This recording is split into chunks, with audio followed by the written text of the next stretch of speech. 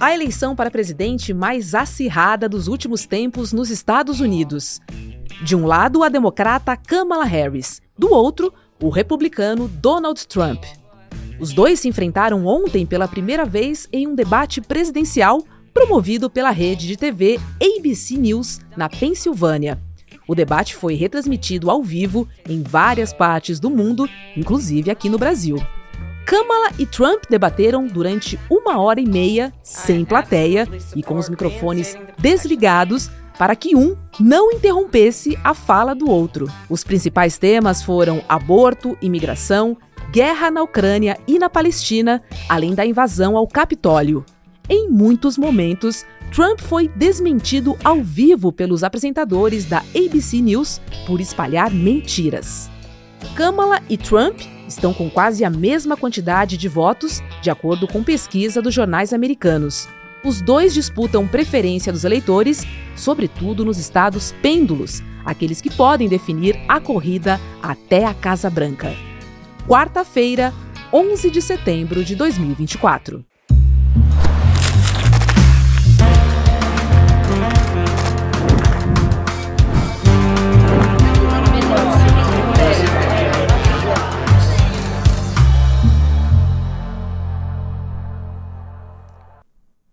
Olá, seja muito bem-vindo, seja muito bem-vinda. Eu sou a Roberta Garcia e este é o videocast em detalhes. Aqui sempre nós vamos analisar e mergulhar numa temática do dia. Hoje eu converso com Andrew Fishman, que é presidente e cofundador do The Intercept Brasil. Andrew, prazer falar com você. Obrigada por ter topado o nosso convite. Vamos falar sobre o debate, que aconteceu na noite de ontem. E a promotora pública da Califórnia, a Kamala Harris, usou toda a sua experiência, Eu senti um Donald Trump um pouco reativo, irritado, e, por outro lado, uma candidata tanto quanto debochada, com um sorrisinho lateral e tudo mais. Na sua opinião, qual foi o ponto alto do debate da noite de ontem, hein? Primeiro, obrigado pelo convite, feliz de estar aqui. Foi um debate interessante, foi difícil dormir depois daquela. Foi um daqueles debates que você fica, depois precisa tomar um banho,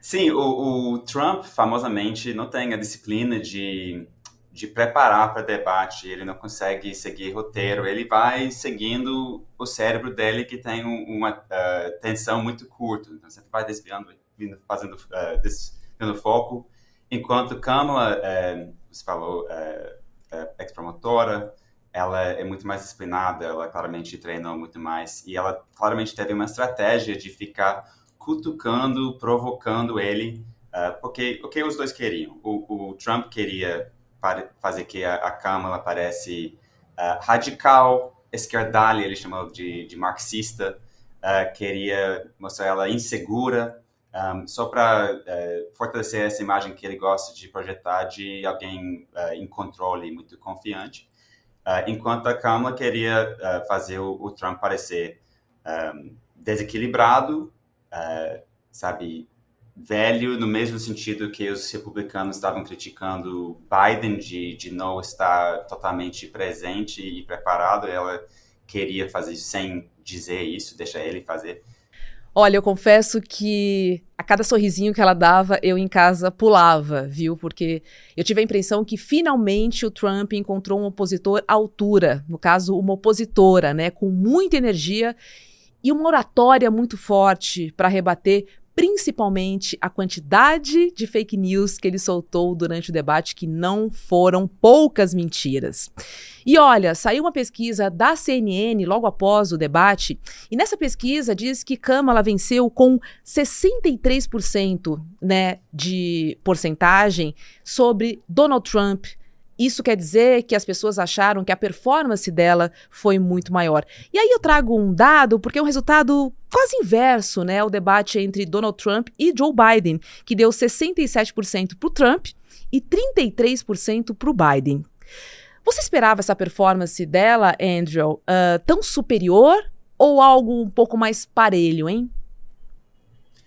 Olha, na última eleição, nas primárias, o melhor momento... A Câmara não foi o melhor candidato. Ela, na Uhum. verdade, sempre foi fraca, não conseguiu muito apoio ao longo do tempo, mas o momento em que ela mais destacou foi no debate, enquanto ela enquadrou Biden. E foi esse momento que alavancou ela para virar vice-presidente. Então, ela é promotora de carreira, então é confiante na fala, ela sabe preparar. Então, acho que nesse sentido, eu esperava que ela faria uma performance mais robusta, claramente mais robusta do que Biden, mas isso não é dizer muita coisa, porque aquela performance dele foi, tipo, vergonhoso, horrível, muito, muito mal.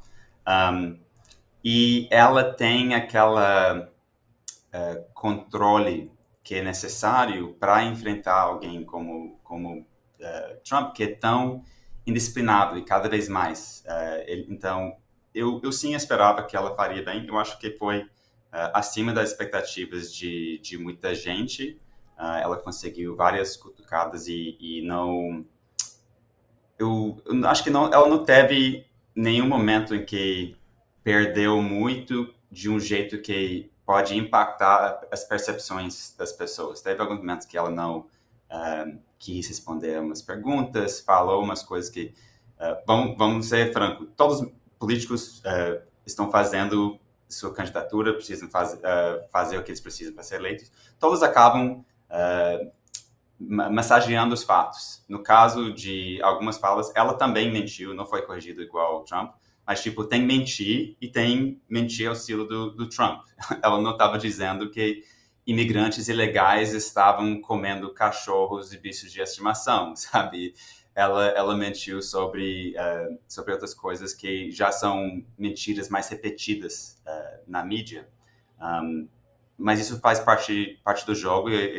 O papel do oponente criticar ou corrigir, ele obviamente não estava fazendo isso porque ele estava nas suas noias mirabolantes em vez de focar nos assuntos. Bacana você ter trazido esse momento do debate em que Donald Trump fala que os imigrantes estavam comendo cachorro, né? E a emissora ABC, né, que promoveu esse debate, desmentiu o Trump na hora, imediatamente. É tradição esse cuidado com fake news durante os debates? Ou a nova política também fez com que novas regras e novas metodologias fossem adotadas nos debates presidenciais, hein? Mentir em debate presidencial é tradição, sabe? E existe o caso dos assessores do Ronald Reagan, da década de 80, dizendo que não vou lembrar exatamente a frase, mas basicamente diz que vale a pena mentir porque eu posso dizer uma coisa e milhões de pessoas vão ouvir e no dia seguinte, isso é década de 80, né? No dia seguinte no jornal vai sair a correção e só centenas de milhares de pessoas vão ler, então é uma tática eficaz.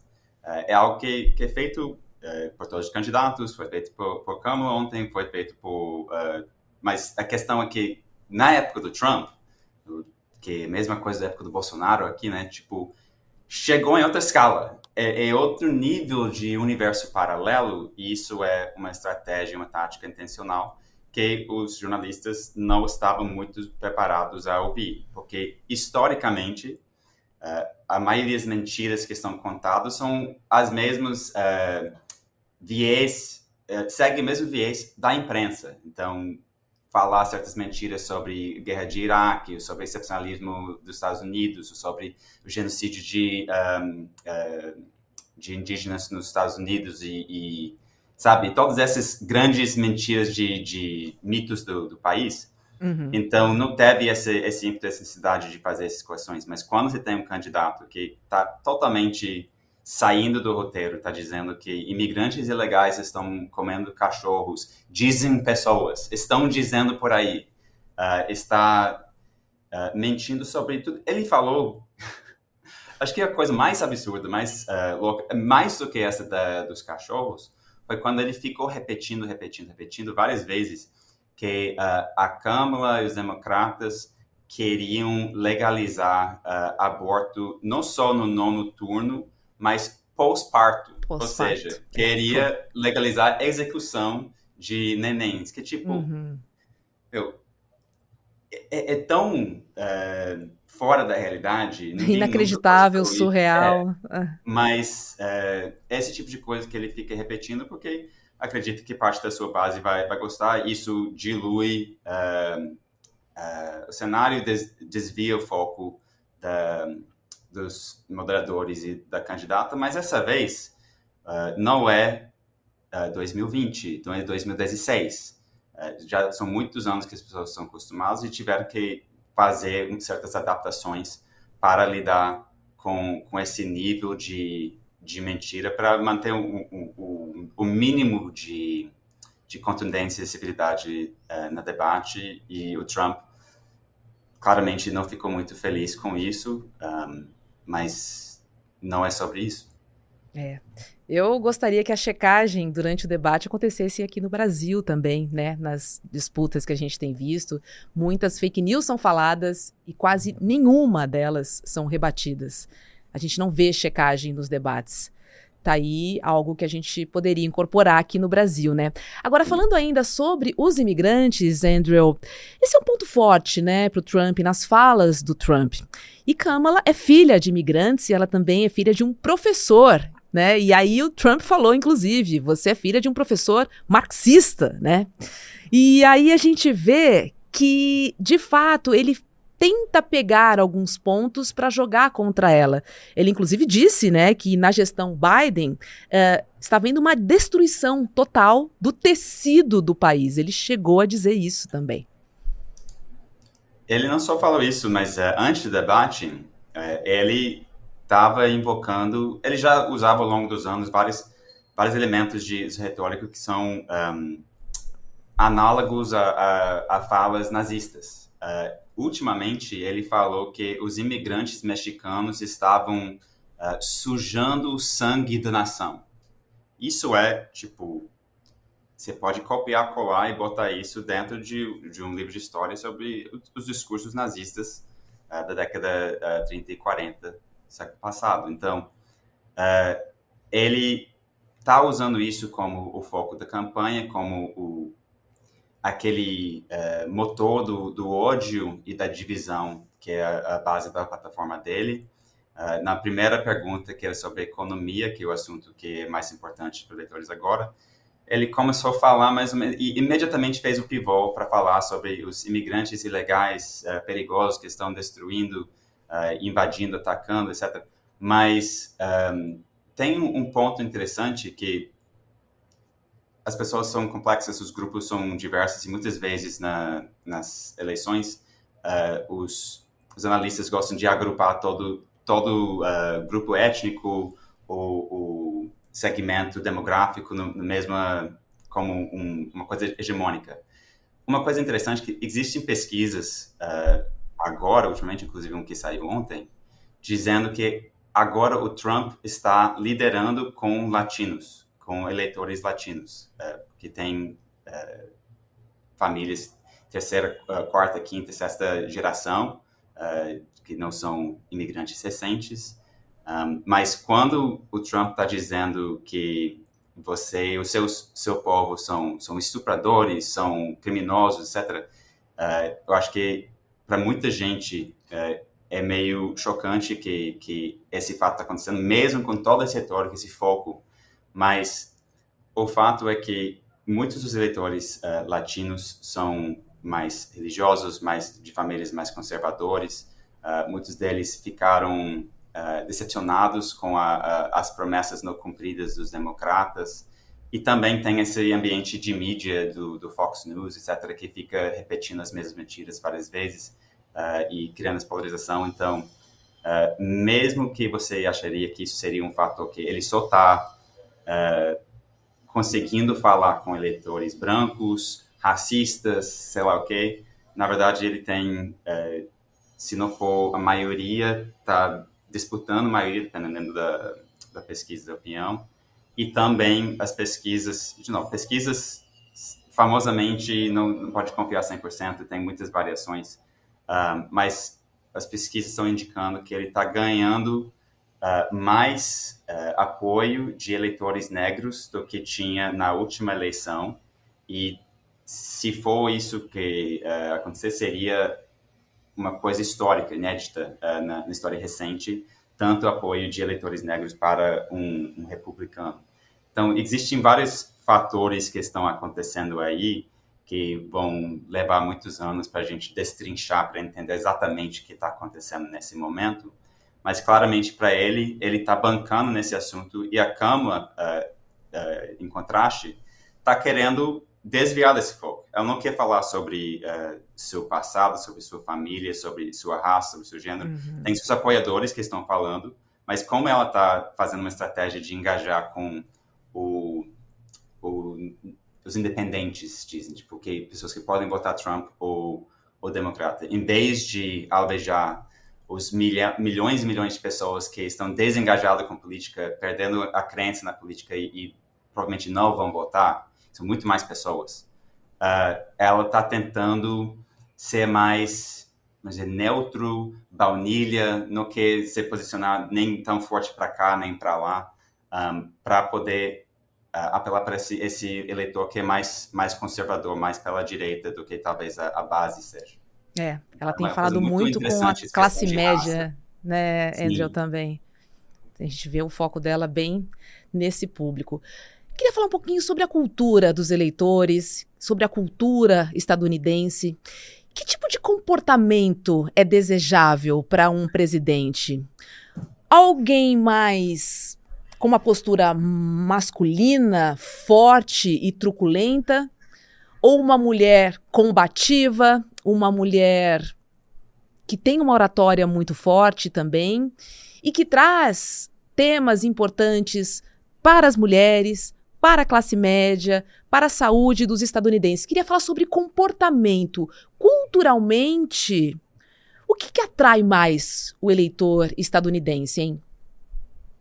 Isso é muito difícil responder, porque na cultura política americana existem muitos big dados, né? Eles fazem muita segmentação e tentam ver cada categoria, quais são as opiniões predominantes desse grupo, desse segmento, desse subsegmento, e particularmente só nos estados que estão em jogo, porque a maioria da nação, por causa do sistema de colégio eleitoral, já está decidido, basicamente. Já não pode fazer muita coisa para mudar o resultado, e se ganhar a maioria, todos os votos daquele estado vai para o candidato que ganhou a maioria. Então, acaba sendo uma coisa meio difícil de entender no início, que o que eles precisam...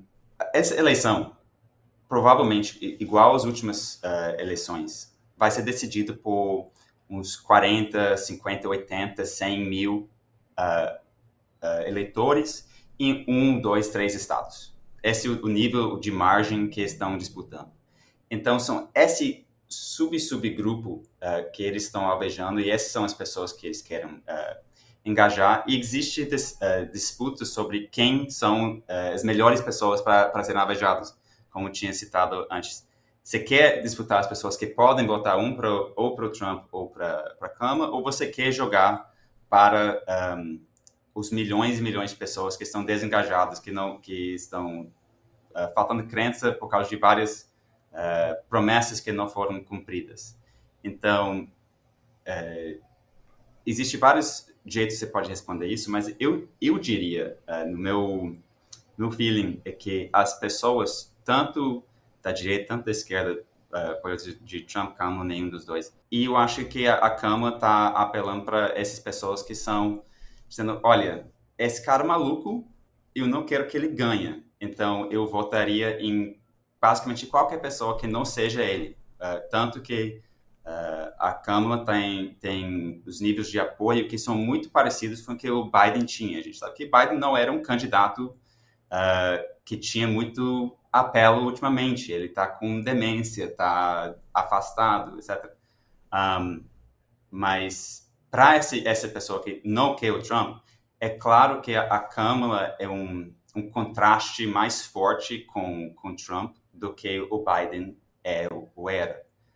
Então, nesse sentido, me parece que pode ser uma vantagem para o eleitor que está mais focado nesse pegada emocional, que claramente essa pegada emocional que determina as eleições. Então, pode É. ser uma coisa importante. Os candidatos abordaram vários temas importantes para os estadunidenses, né? E claramente a gente viu lados opostos quando eles falam sobre o aborto, quando eles falaram sobre a Ucrânia, quando eles falaram sobre a criminalidade. Agora, o Trump também disse que criou uma das maiores economias do nosso país.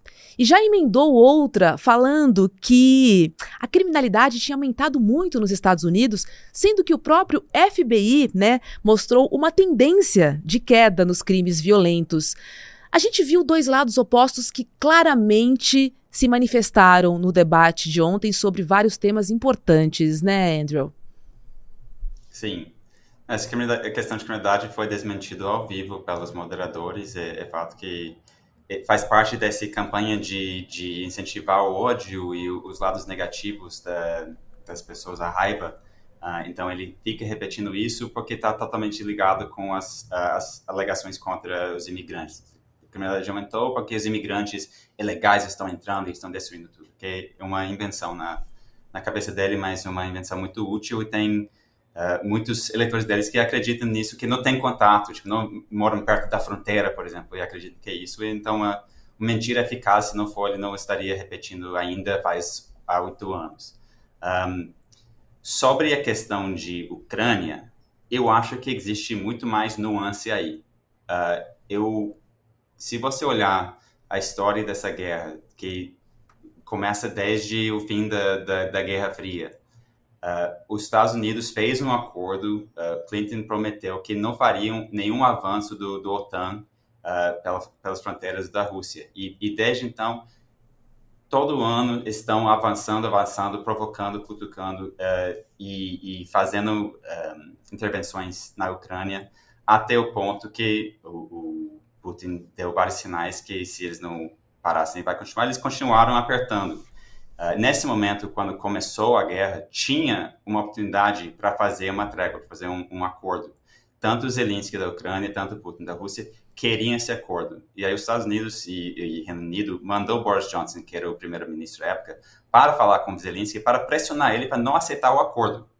Porque os Estados Unidos, tanto que eles fizeram no Afeganistão, na década de 80, queriam tirar o sangue dos russos, queriam botar eles na parede. Só que o que aconteceu agora é que a gente está numa guerra com centenas de milhares de pessoas mortas, uma situação absolutamente catastrófica e absurda. E talvez não seja pelos motivos corretos, talvez não seria o resultado ideal, mas eu acredito, isso é opinião minha só, que se o Trump for vencer, provavelmente aceleraria o caminho para um acordo entre Ucrânia e Rússia. Talvez não com os termos que a Ucrânia gostaria, mas eu fortemente acredito que os Estados Unidos traiu a Ucrânia. Tem família de lá, descendência de lá. Eu acredito que os Estados Unidos traiu a Ucrânia para fazer uma peça na sua nova Guerra Fria com a Rússia, e isso é uma grande pena. Então, ele falou várias mentiras sobre isso quando ele estava discutindo, mas nesse sentido, eu acho que o senso comum em Washington, que tem esse apoio, eu acho que está ignorando vários fatos importantes sobre o contexto desse caso. E aí, sobre os direitos reprodutivos, isso é um tema extremamente importante nessa eleição e foi determinante na última eleição, 2 anos atrás, para o Congresso. Porque os republicanos emplacaram a maioria no Supremo Corte e tiraram a obrigação de legalizar o aborto nacionalmente. Então, todos os estados republicanos estão retirando os direitos. E mesmo os republicanos assustaram, porque, tipo, parecido com o que a Kamala disse, que existem casos em que as pessoas, tipo, não querem um aborto, não necessariamente que você... Igual o Lula fala, tipo, eu não apoio Sim, é o mesmo daqui, aborto, né? mas é uma questão de direito, de saúde, não é... De saúde da mulher, Isso. completamente. Então, o Trump, na última eleição com Biden, foi muito cuidadoso, à medida que ele consegue ser cuidadoso em dizer, eu não apoio, mas eu apoio para agradar a base, mas não ofender várias pessoas da base que realmente ficaram chocados com isso e olhando uma situação um caminho muito assustador e extremista do governo dos Estados Unidos se a gente seguir nessa frente. Então, é um tema muito importante para os democratas para conseguir converter esses votos em disputa. E foi um ponto que acho que ela conseguiu emplacar bem.